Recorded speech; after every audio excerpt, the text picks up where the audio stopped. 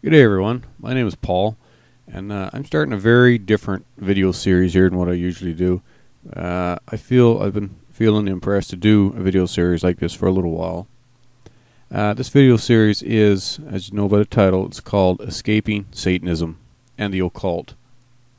The reason it's entitled that because if you're listening to this video series and you are involved in the occult and Satanism, especially if you were involved in the higher levels, and you decided that you want to get out of it, you decided that you want to leave Satanism, then you know as well as I do that that's a lot easier said than done. Again, this video series isn't totally, aimed at attacking Satanism and Satanists and all that. Again, this video series is aimed directly at a specific audience of people who are in Satanism, in the occult. They want to get out, but they don't know how. Because leaving Satanism isn't just that easy.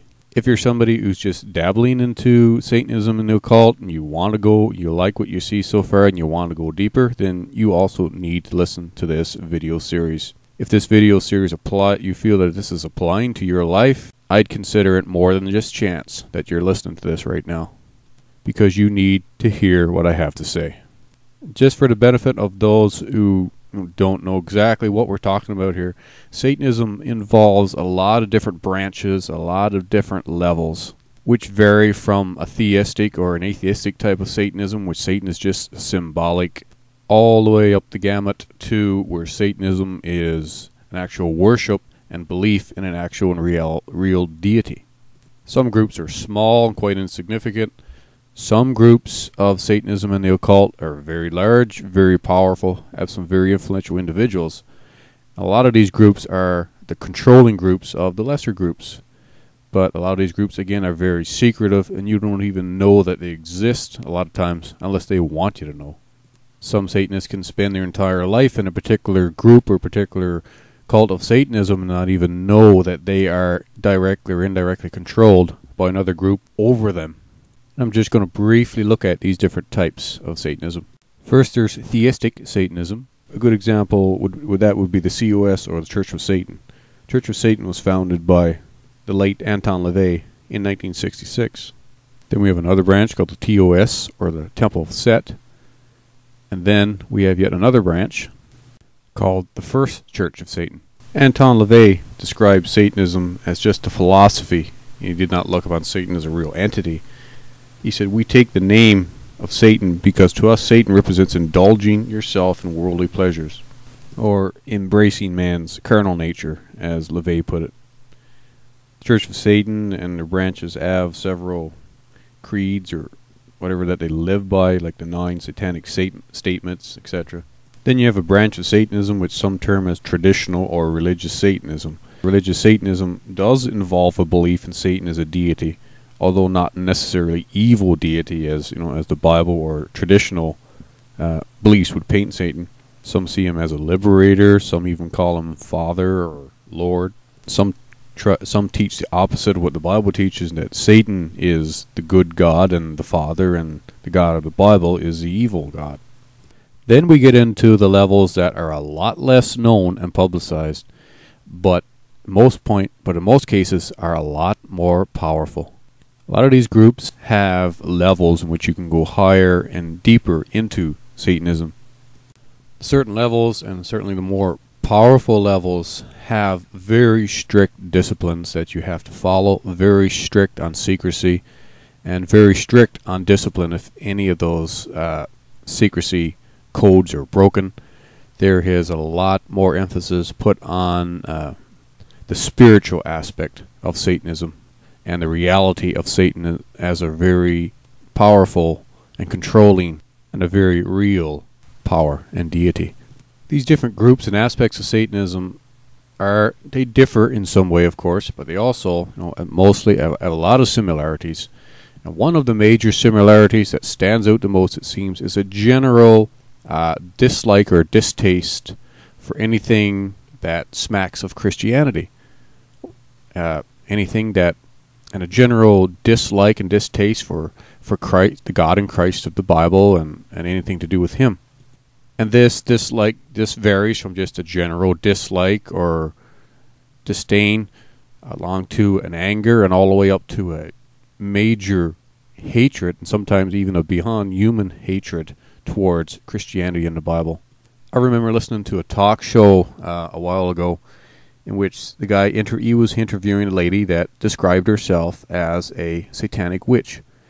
And as she went along and gave her, personal story, her whole life, she has dedicated her whole life to attacking Christianity, to attacking the Bible, to attacking Christians, pastors, churches.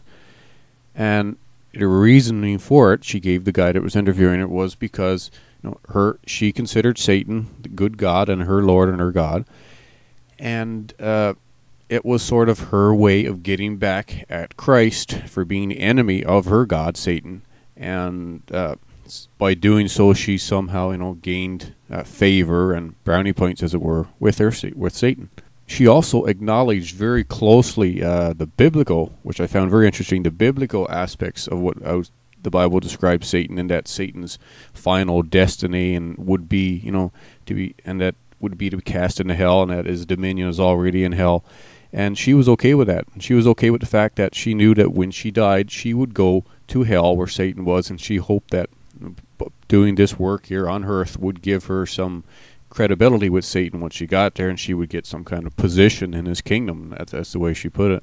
She also talked about she had a man there in her home right now who I guess was her sort of in-law husband right now, but she was very proud of the fact that one time he was a Christian, had a Christian wife, Christian family, a Christian son, I believe she said, and that she seduced him away, and now he's living with her. And when the guy asked her, why did you do this in particular, she said, just because he was a Christian, and by seducing him away, I not only took his soul away from Christ, I destroyed a Christian family, a Christian home, took away a Christian father away from kids and stuff like that. And she sort of put him up as a little trophy on her shelf, so to speak, that she was very proud that she accomplished this against Christ and for Satan. So every chance she got, either through radio, through videos, through interviews like this, that she tried her best to dissuade people from Christianity, dissuade people from the Bible, dissuade people from God, by using whatever lies and deception she could. Whether she believed what she was saying or not didn't matter, but it was her job to do this. This sort of reminds me of some individuals I come across on YouTube sometimes, their little quests. But that's another story. But you can see what I'm saying is the type of that hatred for Christ seems to be so parallel all the way through the different avenues and different groups, levels of Satanism. Why Christianity, though? Why not any other religion? Well, they just stay in other religions too, but Christianity the most and in particular. I will be presenting several testimonies in which I will just read off some testimonies that I've acquired, true testimonies, true stories of people who were in Satanism and the occult and got out, and why they got in, some of the experiences, and why they wanted to get out, and most importantly, how they got out, which is very, very difficult to get out of these groups and get away with these groups and live to tell about it. Not only from the physical point, and that the members don't like people leaving their groups, but also from the spiritual aspects and the ties and the binds and the oppressions that come with Satanism. Satanism, once you get past a certain point, is pretty much a one-way trip, and you don't get out and live to tell about it very often. But these people got out, and I'll explain to you how they got out. And from my experiences and from testimonies that I've heard, is probably the only way that most people get out.